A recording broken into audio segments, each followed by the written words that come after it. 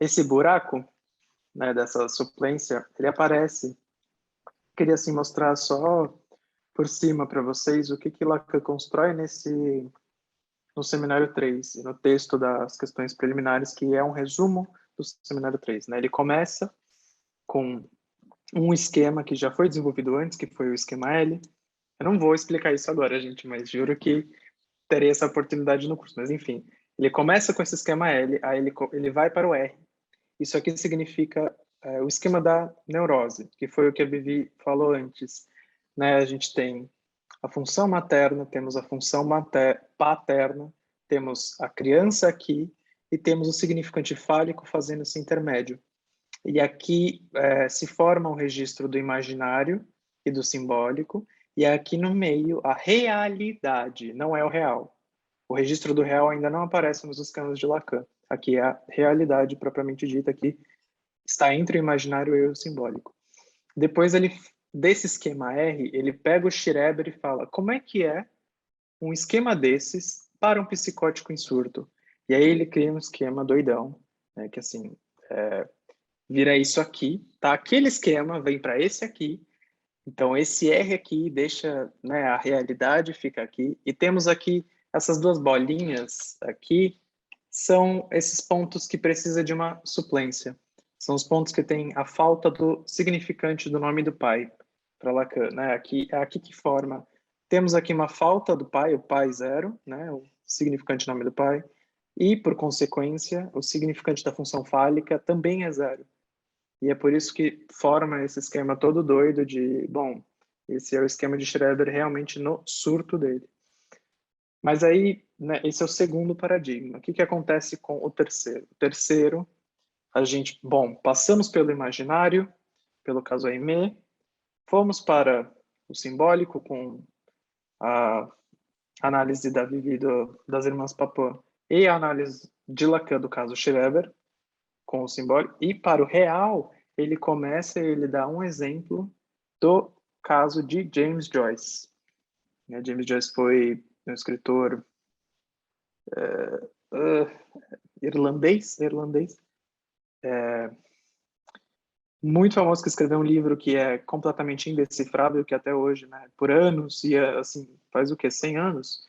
Então, ainda estão estudando esse livro, porque ele é completamente indecifrável, e ele pega James Joyce para embasar a sua teoria do que a Vivi chamou de nós borromeanos, que é toda, né, a área que eu circulo. Então, ele faz um nó específico para James Joyce. Esse é o nó de James Joyce. Então, assim, o que significa essa coisa toda? Eu já expliquei em palestras anteriores, mas eu vou dar assim, um resuminho básico. Esses são os registros. Temos o registro do real, temos o registro do simbólico e temos o registro do imaginário. A questão de Lacan é entender como é que James Joyce, como estrutura psicótica, não desencadeou, propriamente falando, um surto psicótico, um delírio. Porque Joyce não é considerado psicótico. Joyce é o que os pós-lacanianos, né, principalmente Jacques-Alain Miller, chama de psicose ordinária, que é toda uma estrutura psicótica que nunca vai desencadear um delírio porque achou uma solução diferente do delírio. E é exatamente isso que Joyce achou.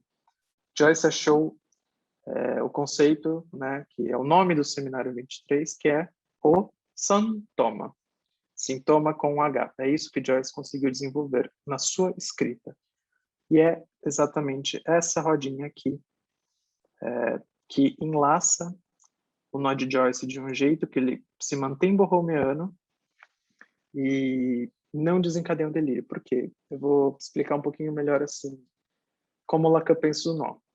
O nó é composto pelo simbólico e pelo real imaginário. E tem uma ordem. Isso é muito importante. O simbólico é por baixo. Então, vocês conseguem ver aqui que, bom, nada está por cima do simbólico. O simbólico é o último. Depois tem o real. O real está em cima, né, do simbólico.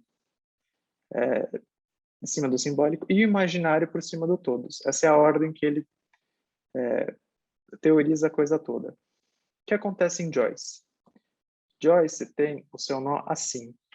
O simbólico e o real estão enlaçados. E o imaginário está no meio deles. O imaginário está solto do nó.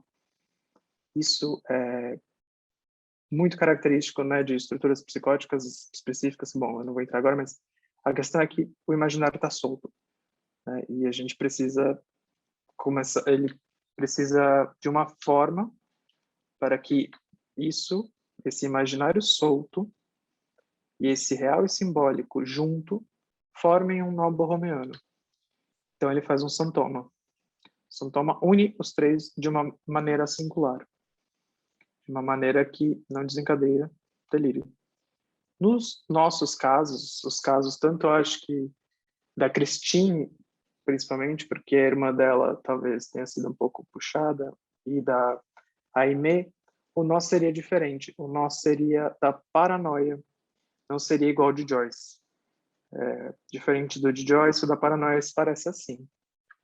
Então temos, né, o real, o simbólico e o imaginário, todos eles em uma constante e todos eles ao redor do objeto A. Queria introduzir isso aqui só brevemente mesmo, porque eu acho muito interessante o jeito que Lacan depois, né, vai para essa clínica dos noborromeanos e ele sai dessa ideia de só tem ou só tem duas saídas, ou tem o nome do pai ou não tem o nome do pai, ou tem a neurose ou tem a psicose. Estou explorando um pouquinho a perversão, mas sim. No terceiro paradigma, ele fala, não é assim. A gente entrou numa época que existem nomes do pai. Ele pluraliza o nome do pai. Você consegue ter saídas sintomáticas, né? Sintoma com H, que fazem a função dos nomes do pai.